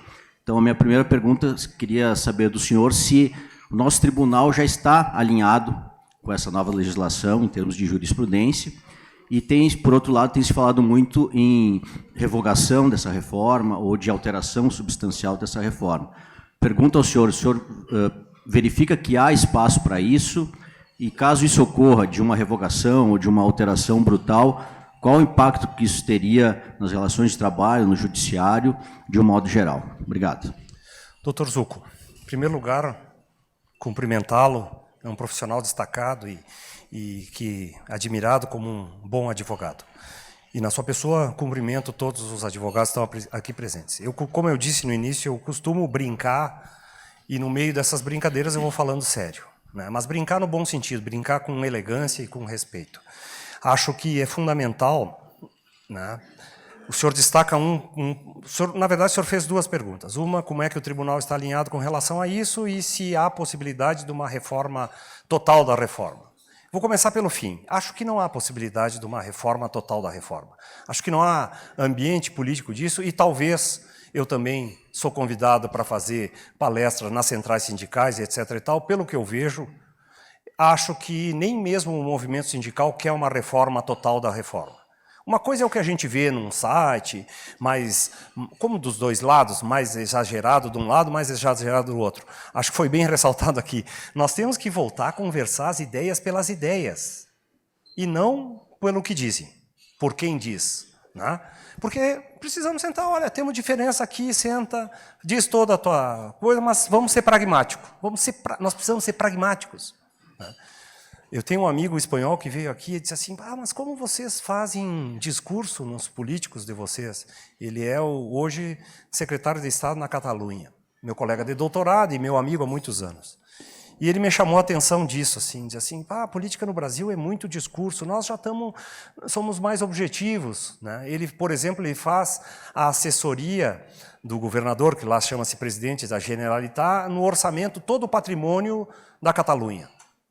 Ele diz assim, o nosso debate não é ideológico, o nosso debate é técnico, nós precisamos saber quantos prédios, o que vale isso, onde é que tem as possibilidades de investimento, ele também é ligado ao urbanismo, quais são os terrenos, etc. e tal, quanto vale isso, se nós vamos ter dinheiro de fora, investimentos estrangeiros ou investimento nacional, sempre fazem os dois, né?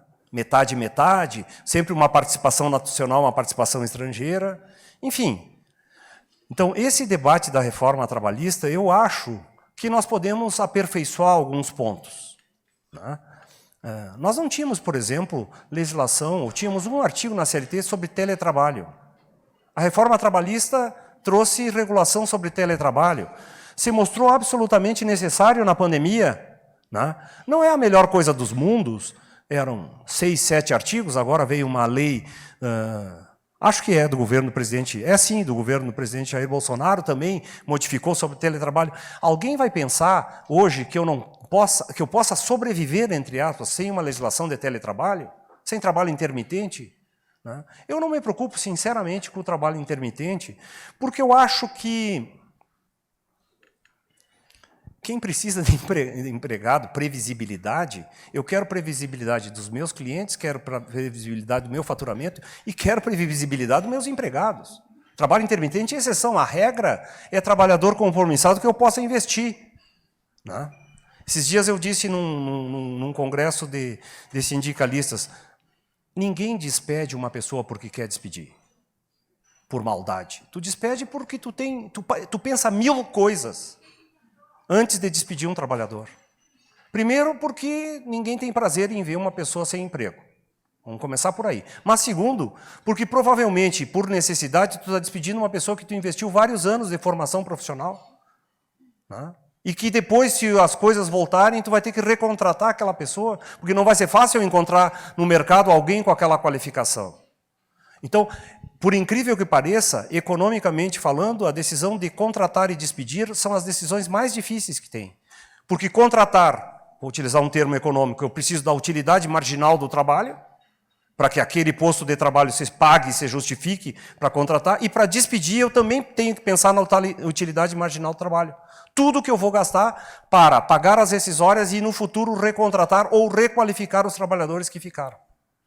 Então são decisões extremamente pensadas, ponderadas, e são decisões difíceis. Então, a reforma trabalhista, nesse tema, eu não entro naquela discussão, tudo está errado ou é uma maravilha. Não é. Mas ela é necessária em alguns pontos. Por isso que falei, vou olharem o trabalho intermitente. Vem ali para pegar uma pessoa no aeroporto para trazer para a serra para passear, que eu preciso dele só nos fins de semana. O pessoal diz assim, mas eu preciso, esses meninos, jovens estudantes querem entrar no contrato de trabalho e tal. Na verdade, né, eu vejo isso pelas negociações coletivas. Eu preciso de gente estável. Pelo menos a grande maioria dos trabalhadores, para uma empresa ter identidade, precisa de estabilidade também nas relações de trabalho. Eu preciso ter estabilidade nos fornecedores.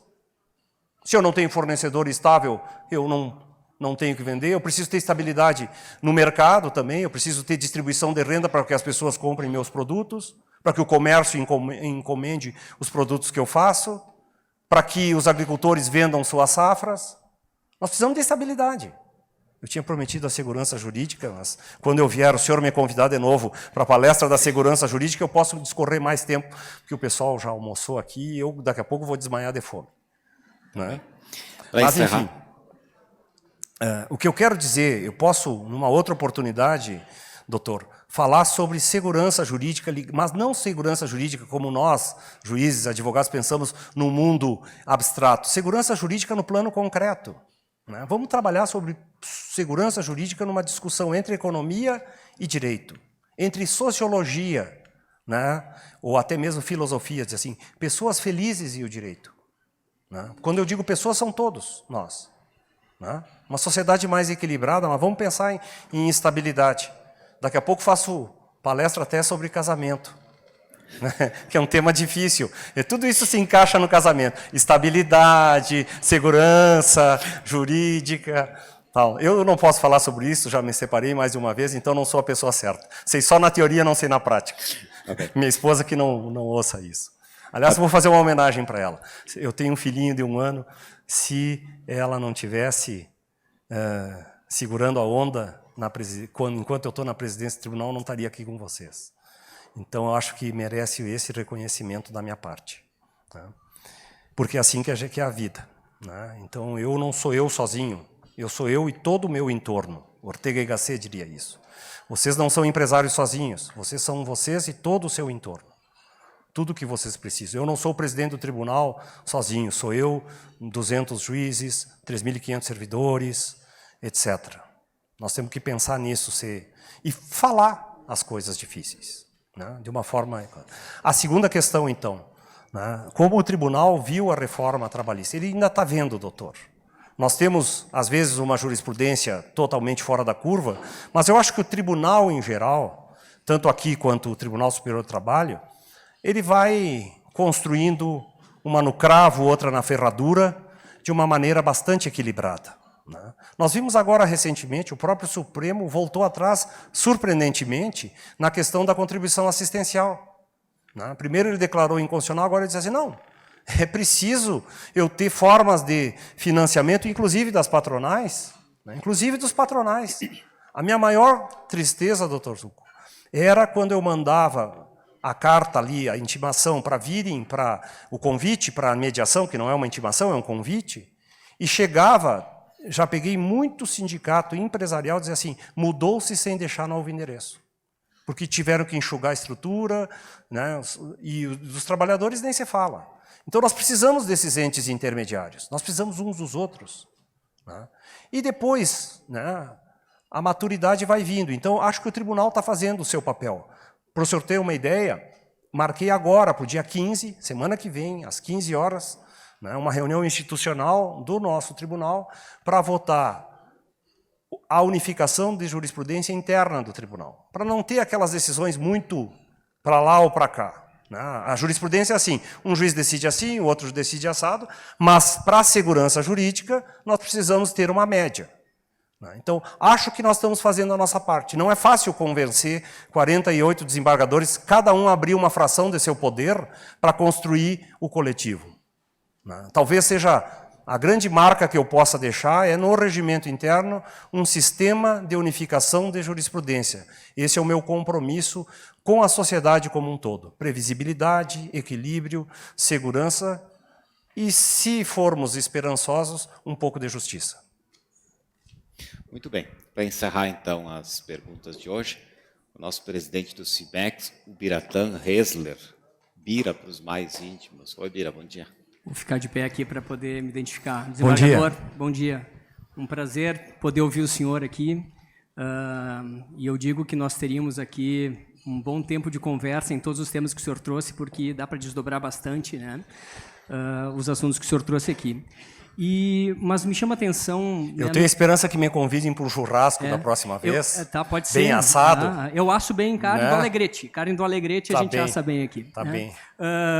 E de antemão já convido o senhor a conhecer o CIMEX, né, que é um sindicato que está aí já com 66 anos de existência, com 17 municípios na sua base, e que a gente pode mostrar um pouco do trabalho que a gente pode fazer sem um compulsório, né? Sem ter uma contribuição compulsória, como a gente consegue entregar valor ao nosso associado, se unindo e fazendo o trabalho em conjunto, né?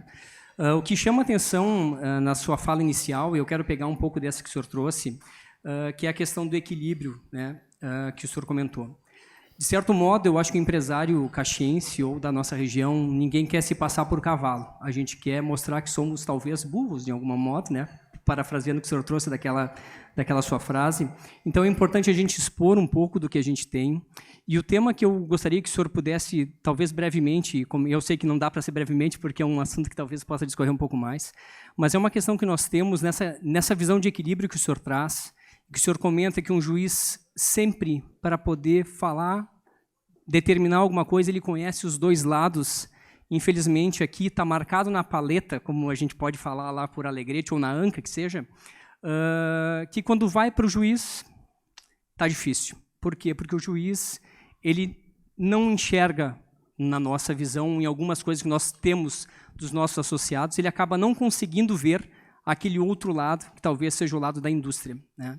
Então, o que eu queria instigar o senhor é que o senhor pudesse, talvez, trazer como é o romantismo, de que forma a gente consegue realmente ter essa visão do outro lado, que o juiz consegue ter a visão do outro lado, porque para tirar esse estigma de que ele julga não pelos seus olhos, mas pelos olhos de alguém que tem talvez uma lente viciada naquela visão que ele tem. De que forma a gente pode buscar o equilíbrio que o senhor tanto trouxe no início da sua fala, né? E essa previsibilidade que o senhor trouxe também, se é possível e de que forma a gente pode instigar isso para que tenhamos o equilíbrio, né? E a gente possa acomodar as empresas de uma forma de que elas enxerguem, né, que aquela marca que eles estão colocando, na realidade, ela sai com água e sabão, então, e a gente pode ter aquela rede de proteção que o senhor muito bem comentou, né, que a gente precisa ter, daquela bênção que o seu pai lhe deu, dizendo que, bom, erramos, mas tu tem um apoio, né? Então, as indústrias erram, mas elas precisam ter um apoio, e não um apoio puramente punitivo, né? Eles têm que ter um apoio de que eles possam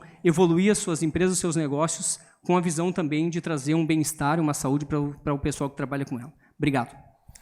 O senhor falou, com razão, que eu teria muitos temas para desenvolver, né? Eu vou escolher alguns e vou esperar a próxima, lá do nosso churrasco, que já está marcado. Vamos começar assim. Ó. O primeiro papel é o papel institucional, né? Uma coisa é a pessoa isolada, outra coisa é a pessoa dentro da instituição. O meu papel como presidente de uma instituição é, primeiro, acho que a matriz de todo conhecimento é a humildade, é se expor, né? É se expor, é ir e não esperar. Senão eu ficaria lá em Porto Alegre esperando a sua visita.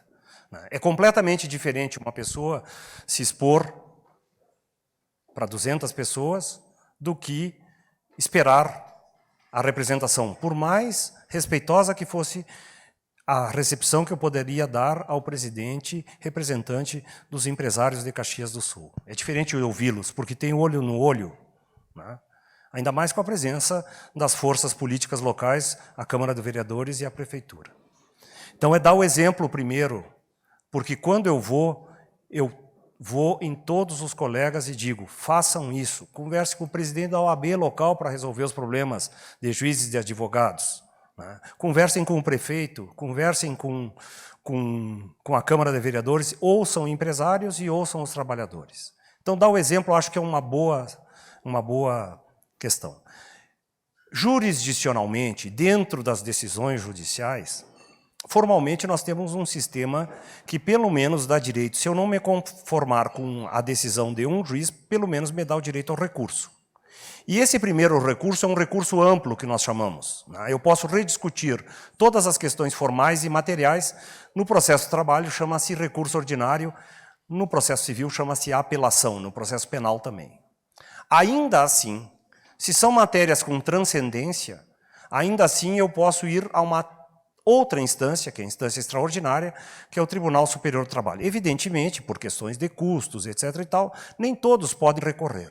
Mas o sistema judicial é montado para que ele prevê a falibilidade, ou essas visões um pouco longe da média, e que eu possa recorrer. O que não impede, por exemplo, de institucionalmente nós incentivarmos a todos os magistrados que, como é que eu vou escolher bem as palavras?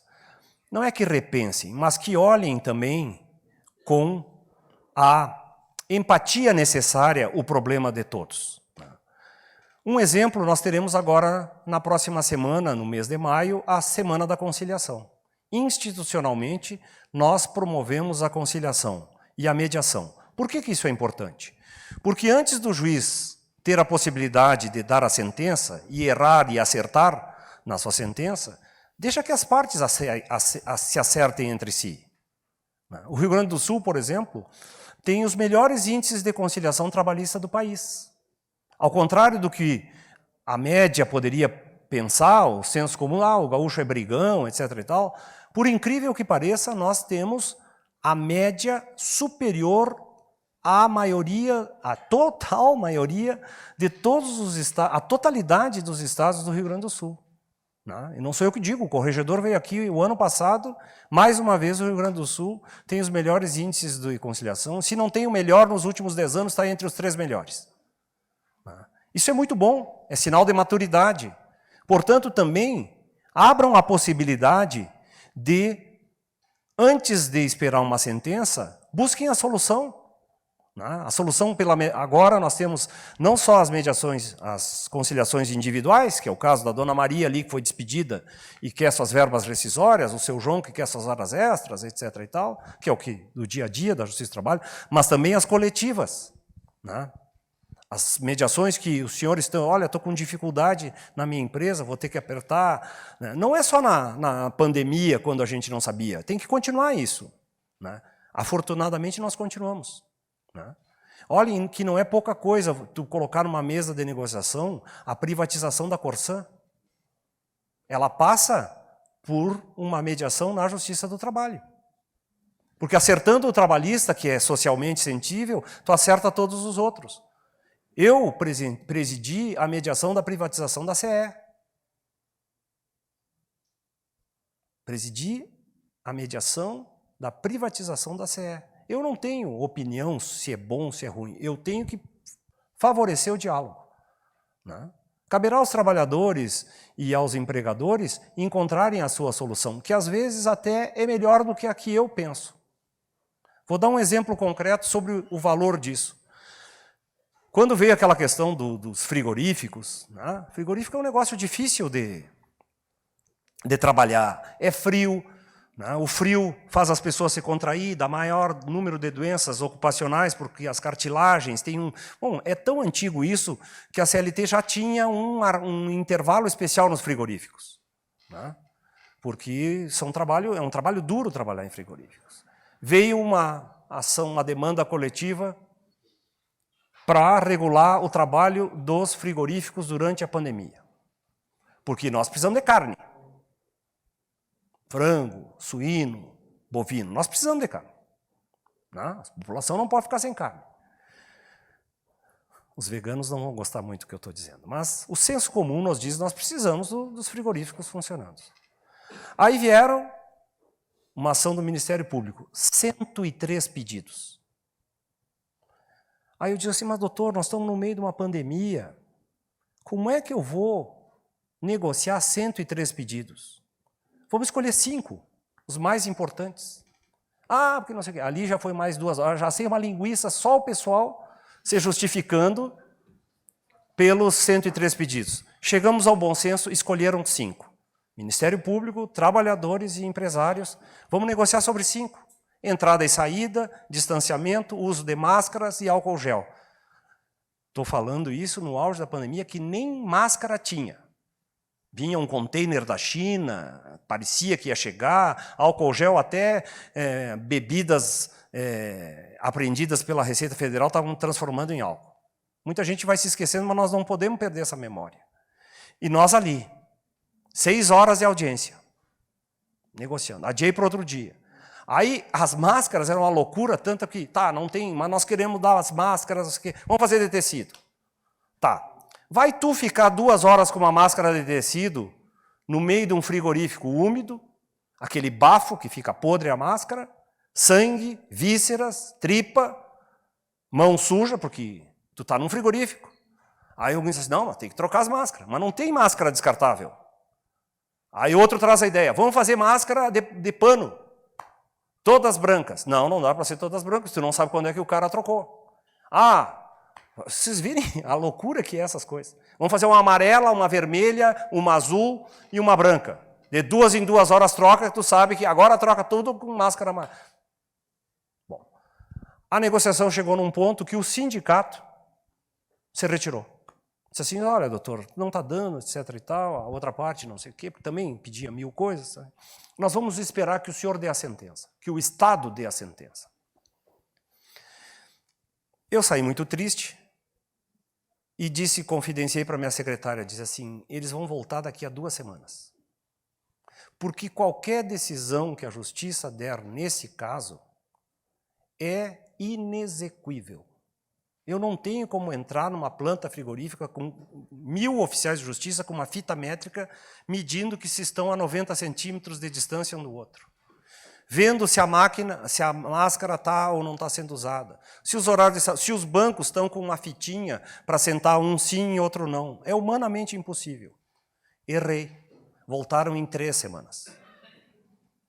3 semanas depois vem a petição. Doutor Francisco, queremos que reabra a mediação. nós queremos negociar. Ganhamos a liminar, mas não estamos conseguindo cumprir. Os dois, petição conjunta dos empresários e dos trabalhadores. O que eu vou lhe dizer? Institucionalmente, qual é o meu papel? Incentivar a mediação, incentivar o diálogo. Nós perdemos os espaços de diálogo trabalhista na sociedade. Já se deram conta, o Ministério do Trabalho, coitadinho, chegou a ser extinto. Agora foi recuperado, foi recriado, etc. e tal, mas não temos, os mais antigos sabem o que eram aquelas mesas de mediação, nem o sistema mediador está no ar. O Ministério Público tem uma outra visão, mais institucional, é difícil, a não ser nesses casos graves da escravidão, etc., da análoga escravidão, fazer o TAC, etc. e tal. Mas a nossa postura é diferente, a nossa postura é o equilíbrio. E dizer, olha, os melhores agentes, os melhores sujeitos para encontrar o melhor objeto nessa solução são vocês mesmos. Mas para isso tem que ter lealdade. Eu não posso sentar numa mediação querendo valer só o que eu quero. Eu até posso dizer num primeiro momento, dizer assim, é assim, assim, assim. Aí depois a gente... E agora? O que o senhor pode ceder? O que a senhora pode chegar? Essa solução, que nós chamamos tecnicamente de autocomposição, tem a heterocomposição e a autocomposição. Hétero, terceiro, impõe sobre as partes, que é o juiz dando a sentença. A autocomposição, ela é tão válida quanto a sentença do juiz. Ela faz coisa julgada nos nossos termos acadêmicos do direito. E ela tem força de sentença transitada em julgada, e é uma sentença transitada em julgada escrita pelas próprias partes e não pelo juiz. O papel do juiz é só dizer assim, ó, isso aqui é um excesso, isso aqui é ilegal, isso aqui, se vocês fizerem aqui em Brasília, vão caçar. A gente vai orientando, mas quem encontra a solução é a parte. A minha experiência pessoal, e hoje, os últimos 4 anos eu faço isso, os últimos 2 anos como vice-presidente e como presidente, delego ao vice-presidente, mas ainda faço muita mediação e participo ativamente das mediações. Não sei se tem pessoa no Rio Grande do Sul hoje que fez mais audiência de mediação do que eu, audiência de mediações coletivas. Eu tenho a absoluta certeza que esse é o melhor caminho. É difícil a gente dizer que tem absoluta certeza. Talvez até seja um pouco arrogante da minha parte. Mas de todos a minha experiência, não parece, mas eu tenho 33 anos de magistratura. Eu já julguei muita gente. Não é brincadeira. Eu sei que tem alguém que vai dizer, não é nada, eu tenho 50 anos de empresário. Eu sei, tá bom. Mas pelo menos eu já posso dizer, e julguei o Brasil inteiro. Alguma coisa a gente vai aprendendo, nem que seja na marra. Então, eu acho que como sociedade nós precisamos, primeiro, justiça social. Não se desenvolve um país se não for para todos. Segundo, nós precisamos pensar que o trabalho não é apenas uma mercadoria. Por trás tem o desenvolvimento e que fomentar, valorizar o trabalho nos valoriza a todos. Valoriza a economia como um todo. Porque a economia depende, é o trabalho. Não é que ela dependa, ela é o trabalho. Trabalho não é só o subordinado, Todos os senhores e as senhoras trabalham. Trabalho não é só o subordinado, tem o autônomo também. E tem, tanto que em direito comercial nós temos o prolabore, que é o sócio que entra com o trabalho. Então, a economia é o trabalho, portanto temos que valorizá-lo. E terceiro, forma de resolução do conflito. Dá uma chance para a negociação. Se não der, tu decide. Acho que esse é o papel. É um papel que tu te reserva e tu emancipa as pessoas assim. Tu dá a responsabilidade para a sociedade resolver seus problemas e não decide por elas. Tu não é paternalista. Não tem uma visão paternalista de justiça. Tem uma visão de justiça que nasce de baixo para cima. Acho que é mais estável e com isso nós temos mais segurança, que é que no fundo todos querem, e desenvolvimento. Vou terminar. Já está me dando uma palpitação aqui por causa do almoço. Aquela carne que vai Eu chegar. queria deixar um abraço para todos. Um abraço bem carinhoso a todos, agradecer. Eu valorizo muito o tempo. É o bem mais precioso que nós temos. Né? Esses dias eu me vi diante de uma reflexão que, num certo momento da vida, todas as pessoas têm ou deveriam ter. Eu já passei da metade. Então eu não tenho mais como perder tempo com bobagens. Eu já passei da metade, estou com 55 anos. Então o tempo que me resta, eu tenho que fazer alguma coisa. Ainda que seja me expor e colocar temas difíceis aqui, como estou fazendo nesse almoço. Eu não tenho tempo a perder. Nós não temos tempo a perder. Nós estamos deixando passar as coisas e não estamos fazendo, e o nosso país não está andando. E não vai andar se nós não fizermos. Nós não temos que esperar pelos outros. Então, a minha parte é dar o meu tempo para vocês. Né? E agradeço muito que tenham retribuído de forma generosa, dando o seu tempo para me ouvir. Muito obrigado.